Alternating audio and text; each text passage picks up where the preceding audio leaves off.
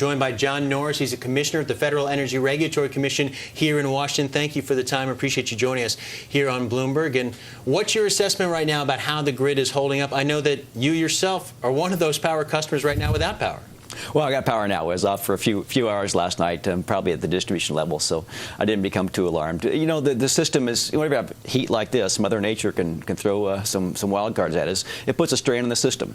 But right now, there's adequate reserves. There have been some equipment failures, and there's some strain on the system right now. But this hasn't reached record levels, peak levels, so we feel good from the reports we're having this morning that power should stay on. Are there particular areas that you're watching most closely? A lot of people drew attention to New York yesterday. Obviously, the D.C. area today is facing record heat. Yeah, the Mid-Atlantic appears to be the most stressed region. It's the closest to record peaks, but it's still a few points below that. So we've done adequate planning. There's reserves out there, and the system looks stable at this point.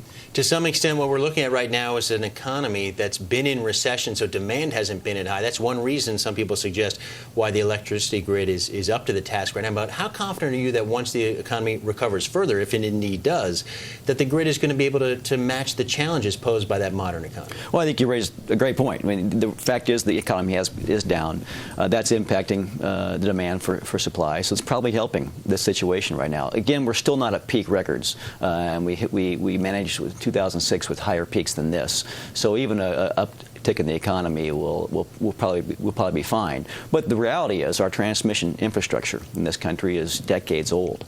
And there's investment needed and investment being pursued to make sure the grid is reliable and sustainable. This has been an issue for many years at the FERC. I know I covered it several years ago after the California power crisis. How are you handling the issue of transmission and the cost factor? Why would consumers, for example, in Arizona have to pay for the cost of transmission upgrades if those lines, for example, go through their state but serve California? Well, that is probably the most difficult issue to resolve that we're working on currently, is the cost allocation issue. Who pays for transmission and to what degree they use that transmission and have to pay the bill. The reality is, though, with our aging infrastructure, we're going to need transmission upgrades throughout the country. The question probably will be more centered on for renewables. If there is a renewable standard or a carbon policy, that there'll be need for additional renewables, and how we transport remote renewable energy to load centers in the urban areas is going to require more transmission lines, high voltage across large expanses of land, and who pays for that is the big question. What about the question of authority? Does Congress need to step in here and give the FERC clearer lines of authority when it comes to transmission siting, resolving disputes between states that may say, yes, we need that line, other states may say, no, we don't need that line? Well, it's hard to say siting is the issue. We don't have a policy yet that drives renewable energy or a carbon policy. Until we have that, we have a hard time knowing what to plan for and what to site for.